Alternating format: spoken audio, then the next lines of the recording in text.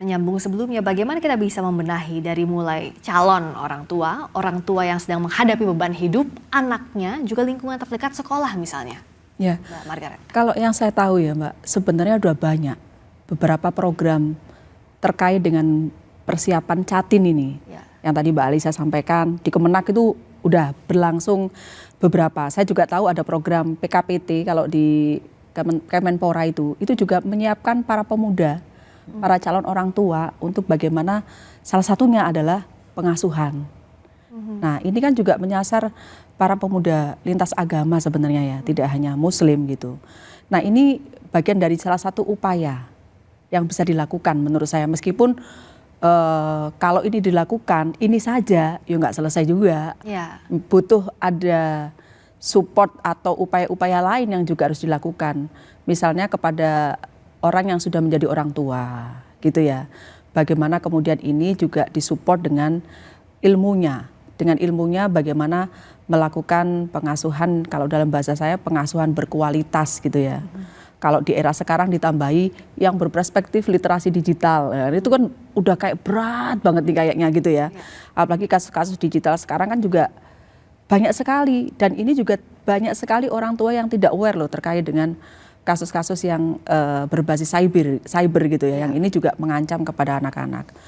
Terus kemudian tidak kalah penting juga sebenarnya di satuan pendidikan Mbak. Karena anak ini sebagian masanya itu juga ada di satuan pendidikan.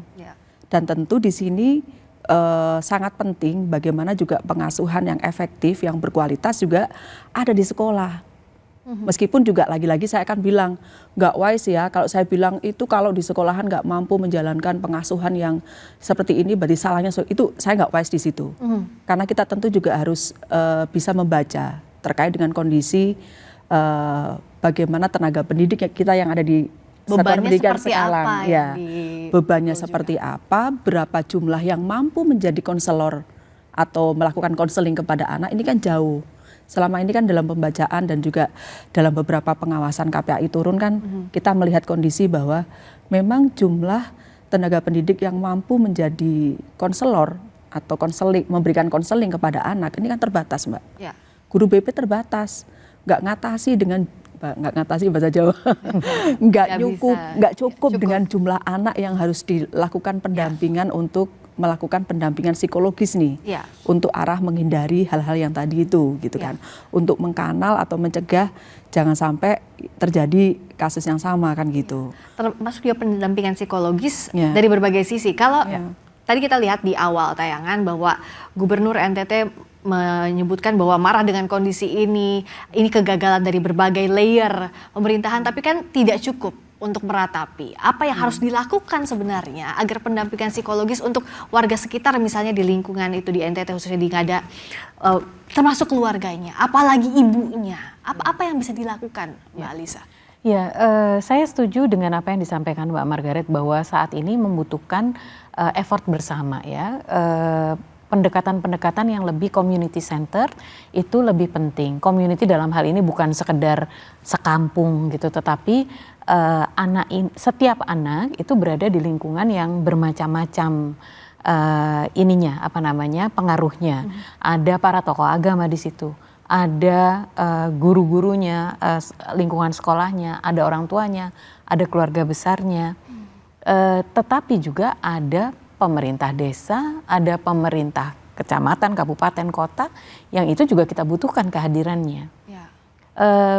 Kementerian sampai pemerintah daerah itu perlu untuk melihat ini bukan lagi sebagai kasus, tetapi perlu ada perubahan cara pendekatan.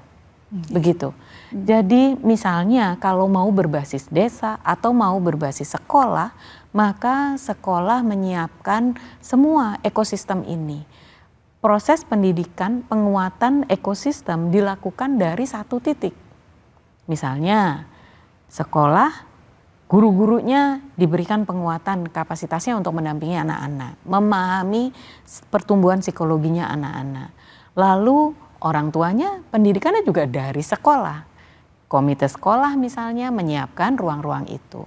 Para pemuka agama yang ada di sekitar sekolah itu juga bisa dihadirkan untuk membantu memperkuat begitu. Tapi itu semua harus ada orkestratornya, dan dalam hal ini kita membutuhkan kehadiran negara. Karena negaralah yang saat ini memiliki daya jangkau, kemudian daya gerak yang terkonsolidasi gitu Mbak. Dan ini yang kita butuhkan begitu. Karena kalau tidak ada upaya yang beramai-ramai ini, akan terlalu berat untuk semuanya. Terlalu berat membebankan kepada RT-nya. Terlalu berat untuk membebankan kepada sekolahnya. Terlalu berat untuk membebankan kepada apalagi seperti sang ibu yang ibu tunggal. Seberapa banyak ibu tunggal di Indonesia? Banyak sekali. Banyak sekali yang juga terhimpit secara ekonomi. Jadi tidak bisa memang kita gunakan kemudian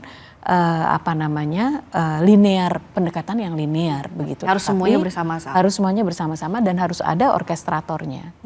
Dan disinilah negara dibutuhkan untuk mengorkestrasi berbagai layer, berbagai tingkat peranata sosial sebagai satu ekosistem yang kuat. Saya lupa menyebutkan.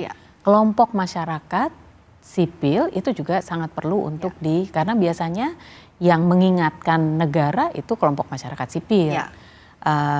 Seperti Mbak Margaret ini kan selain dari KPAI kan juga di Fatayat NU gitu ya.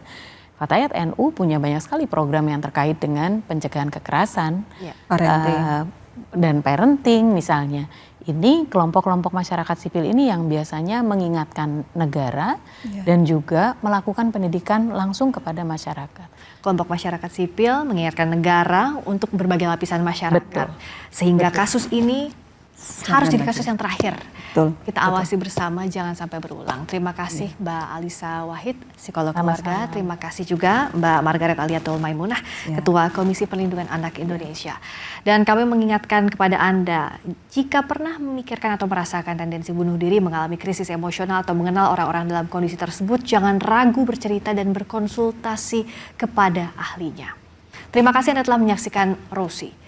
Kita jumpa lagi Kamis depan hanya di Kompas TV Independen Terpercaya. Saya Friska Clarissa. Terima kasih. Selamat malam. Sampai jumpa.